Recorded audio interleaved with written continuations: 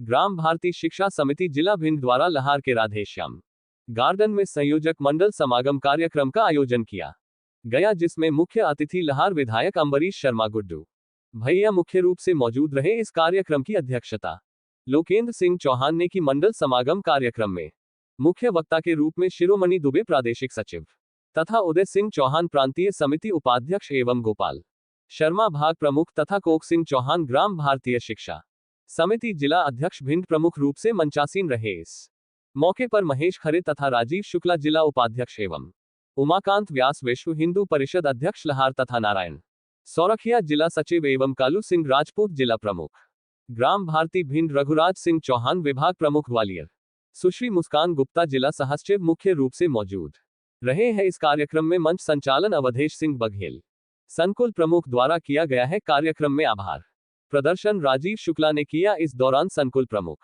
प्रभाकर चतुर्वेदी धनिया चौरसिया तिलक सिंह बघेल राजीव दीक्षित प्रमुख रूप से कार्यक्रम में मौजूद रहे। इस मौके पर लहार विधायक अंबरीश शर्मा ने संबोधित करते हुए कहा कि विघा भारती को भवन से लेकर जो भी आवश्यकता होगी उसके लिए मैं आपके साथ रहूंगा। मंडल संयोजक समागम में अतिथियों द्वारा मां सरस्वती के चित्र पर दीप प्रज्वलन किया गया। कार्यक्रम में सरस्वती शिशु मंदिर लहार की बहनों द्वारा सरस्वती वंदना का गायन किया गया एवं सरस्वती शिशु मंदिर महेंद्र के भैया बहनों द्वारा सांस्कृतिक कार्यक्रम प्रस्तुत किए गए। इस दौरान मुख्य अतिथियों का माल्यार्पण एवं शाल श्रीफल भेंट कर सम्मान किया गया।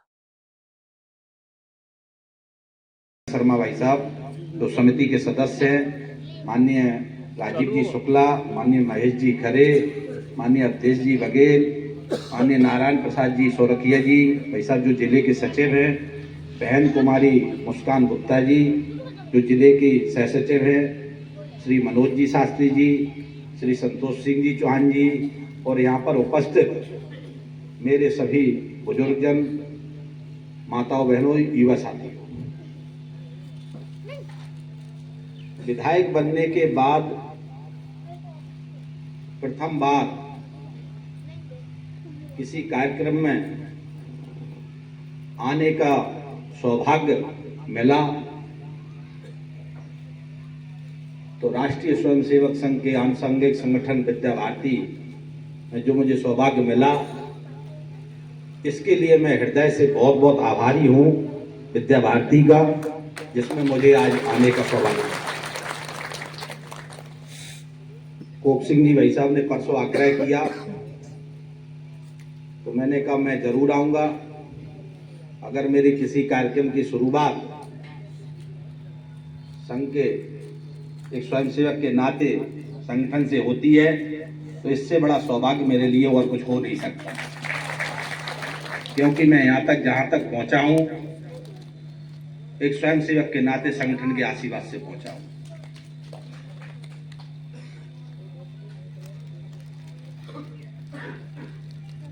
भाषण कभी हम सोच के देते नहीं है तो दिमाग में जो आता है मैं बोल देता हूं। मैं आप लोगों से एक विनम्र आग्रह करता हूं, हम लोग सबसे ज्यादा आज वर्तमान परिस्थितियों में जो जूझ रहे हैं वो मानसिक अवसाद से जूझ रहे हैं। घर में गृह कलेश है, पुत्र बेटा पिता की बात नहीं मान रहा है, माताएं बहनें भी बात सुनने को तैयार नहीं है। ऐसी कठिन परिस्थितियां हमें को लगता है ग्रस्त जीवन में सभी को कुछ ना कुछ, पुराने लोगों में नहीं है लेकिन नई जो पीढ़ी आ रही है उसमें ये दिक्कत हम लोगों को बहुत आ रही है। हम लोगों को पानी की भी बहुत दिक्कत आ रही है। 300 फुट से नीचे, 350 फुट से नीचे आज हमारा जल स्तर चला गया है। प्रदूषण की हालत यह है कि लाहौर को थोड़ा छोड़ भी दे, ग्वालियर हमारा प्रदूषण से बहुत जूझ रहा है, जिसमें हम कोई बुजुर्ग को ले जाएं तो उसका जीना इस मौसम में बड़ा जी नहीं सकता। अब इन सब समस्याओं के पीछे हमारे काम भी, हम जाते हैं तो शासन के काम भी नहीं हो रहे हमारे, उसमें भी हमको रिश्वत भ्रष्टाचार पैसा देना पड़ता है। आखिर इन सब समस्याओं की जड़ कहां है? जो मेरे सोचने में आता है कि इसके लिए अगर हम, जैसे इतने लोग यहां पर बैठे हुए हैं मेरे भाई बंधु, अगर इसमें से आधे लोग भी ईमानदारी से चिंता करना शुरू कर दें तो कम से कम मैं मानता हूं अपने इस लाहौर विधानसभा की समस्या, इन सभी समस्याओं से निजात मिल जाएगी। इस बात का मैं आपको बड़ी अच्छी तरीके से विश्वास दिलाता हूं। अब इसमें योगदान क्या है विद्या भारती का? हम लोग विद्या भारती के कार्यक्रम में तो आए और कार्यक्रम को हमने सुना और इसके बाद हम चले जाएंगे। लेकिन भाइयों, मैं आप लोगों से कहना चाहता हूं, हमारी इस भारत देश की पृष्ठभूमि है, उसकी जड़ हमारी जो प्रथम पीढ़ी है, अगर उसको अपने 13-14 साल की उम्र तक अगर संस्कार अपन दे पाए तो आप समझो कि आपकी सभी समस्याओं का हल बहुत सरल है। लेकिन आज वर्तमान परिस्थितियों में हो क्या गया है, हमारा लड़का इंग्लिश में बहुत होशियार होना चाहिए, हमारा लड़का विदेश में पढ़ना चाहिए, हमारा लड़का किसी बहुत अच्छी कंपनी में होना चाहिए। उसके कारण हो क्या रहा है, आज माता पिता घर पे अपना बुजुर्ग का जीवन कैसे व्यतीत कर रहे हैं। आज अपने बच्चे से पिता को कहने में बड़ा संकोच होता है कि हम पिता अपने पुत्र से कहें, ऐसा ना हो वो लौट के हमको जवाब दे दे। तो स्वाभिमान के कारण वो बुजुर्ग अपने पुत्र से कुछ कहने की स्थिति में नहीं है। आज अगर घर पे मेहमान आता है तो आज हम अपने अंदर घर में बहू से कहने की हिम्मत नहीं जुटा पाते कि भाई चाय भिजवा दो।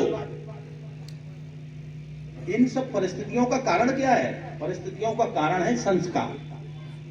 अगर आप इंग्लिश कॉन्वेंट स्कूल में पढ़ाओगे, इंग्लिश पढ़ना बुरी बात नहीं है, वो एक आवश्यकता के अनुसार इंग्लिश को भी पढ़ना चाहिए। लेकिन हम लोग करते क्या है, जो संस्कार का समय है वो अपने प्यार में और बच्चों को दूरी बना करके उनको संस्कार देना ही भूल जाते हैं, और उसके दुष्परिणाम होते हैं कि हम लोग आज इन कठिन परिस्थितियों से जूझ रहे हैं। मैं अपनी स्वयं की बताता हूं आपको। घर में कई नौकर थे, लेकिन उसके बाद भी पिताजी ने हमको क्या करते थे, 2 साल के लिए माताजी भिंड मकान पर शिफ्ट हुई, वहां रहना हुआ।